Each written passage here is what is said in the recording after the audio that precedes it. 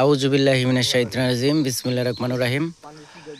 একেবারে ইটের ব্রিকসলিং রাস্তা সংলগ্ন এই যে এখানে 15% জমি বিক্রি করা হবে। এই যে এই জমিটাই বিক্রি করা হবে, খুবই সুন্দর একটি জমি, একদম রাস্তা সংলগ্ন জমিটা। এই যে এই জমিটাই বিক্রি করা হবে। এখানে জমির পরিমাণ 15%।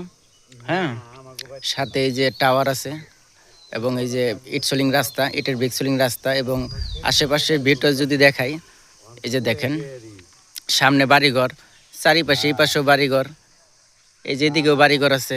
এই যে আমি জুম করে দেখাই, চারিপাশে বাড়িঘর আছে।